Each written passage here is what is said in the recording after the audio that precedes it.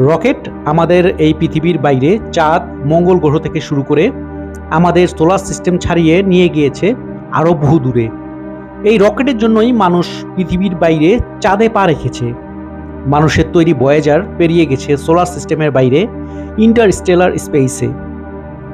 সম্প্রতি নাসার solar probe পৌঁছে গেছে সূর্যের কাছে।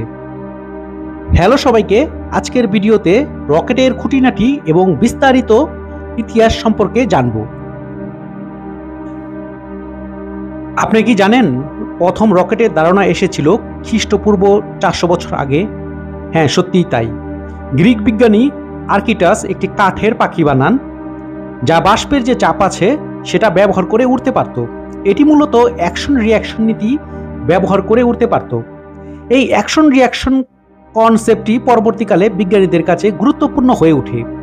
অ্যাকশন রিয়াকশন কি, এটি একটু পর ব্যাখ্যা করব। এই ঘটনার 300 বছর পরে আরেক গ্রিক বিজ্ঞানী হিরো অফ আলেকজান্দ্রিয়া একটি অ্যাউলি পাইল নামক ডিভাইস তৈরি করেন। এটি একটি গোলাকার যন্ত্র ছিল যা বাষ্পের মাধ্যমে উড়তে পারত। যাই হোক, প্রকৃত রকেট বলতে আমরা যা বুঝি তার কাছাকাছি তৈরি করেছিল চাইনিজরা গান পাউডার তৈরি করেছিল ফায়ার ওয়ার্কের জন্য। এই গান পাউডার গোল বাঁশের ভিতর ঢুকিয়ে দেয় এবং যেটি অ্যাক্সিডেন্টালি বা দুর্ঘটনাবশত বাস্ট হয়ে ছিটকে যায় অনেক দূরে।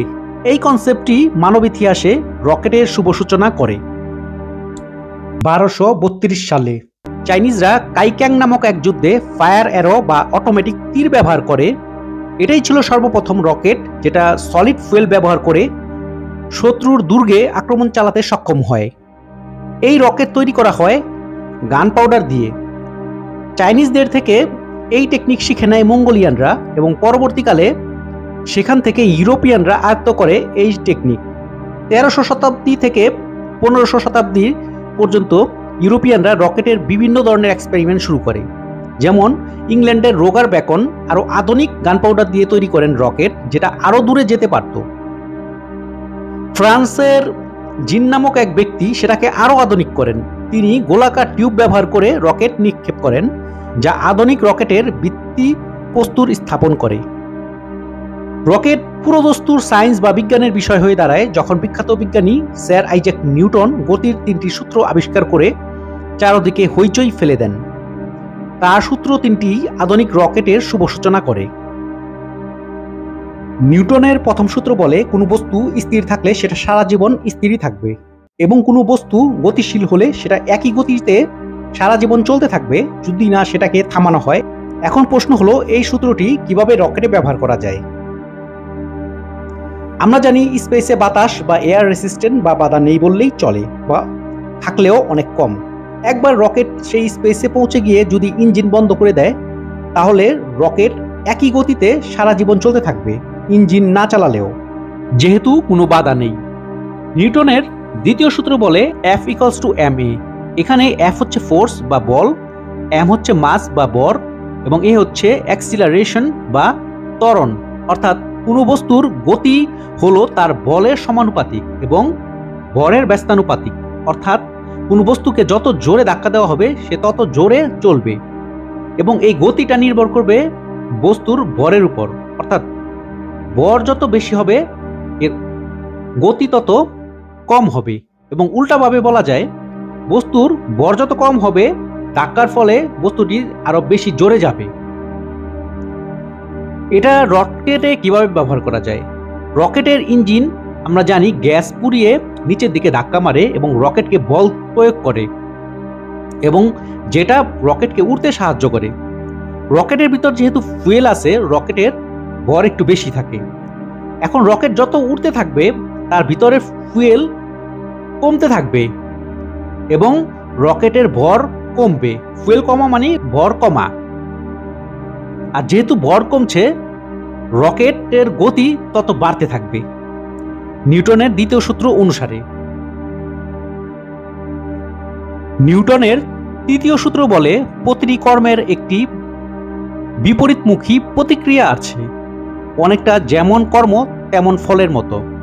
ভিডিওর শুরুতে বলেছিলাম রকেট অ্যাকশন এবং রিঅ্যাকশন নীতি ব্যবহার করে চলে।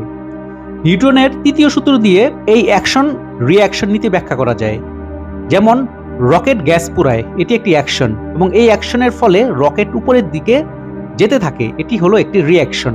আর এভাবেই রকেট উড়ে। তো নিউটনের এই তিনটি সূত্র রকেট তৈরিতে গুরুত্বপূর্ণ অবদান রেখেছে।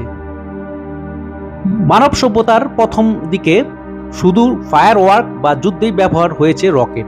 তবে রাশিয়াতে 18 শতাব্দীতে জন্ম নেয়া কনস্টান্টিন নামক এক শিক্ষক সর্বপ্রথম বলেন লিকুইড ফুয়েল ব্যবহার করে রকেট তৈরির কথা।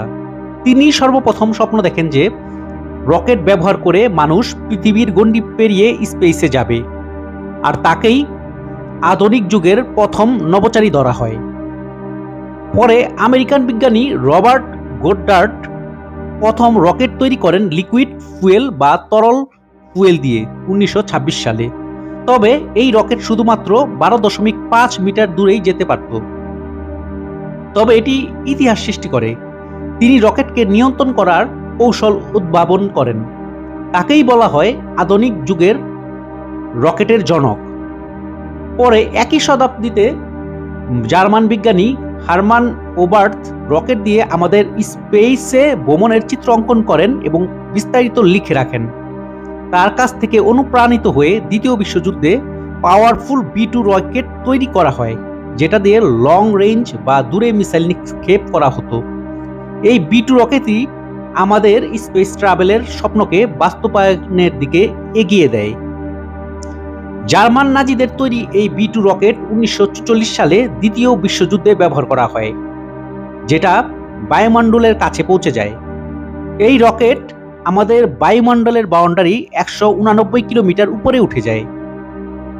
পরে মানব ইতিহাসে সোভিয়েত ইউনিয়ন 1957 সালে সর্বপ্রথম স্পুটনিক 1 নামক স্যাটেলাইট পাঠায় আমাদের স্পেসে, যেটা পৃথিবী থেকে 577 কিলোমিটার উপরে যায় এবং পৃথিবীকে প্রদক্ষিণ করে। সেখান থেকেই শুরু মানবজাতির স্পেসের যাত্রা। তো এই ছিল আজকের ভিডিওতে। আশা করি ভালো লেগেছে। ভালো লাগলে লাইক, কমেন্ট, শেয়ার করুন এবং সাবস্ক্রাইব করে পাশে থাকুন। ধন্যবাদ সবাইকে।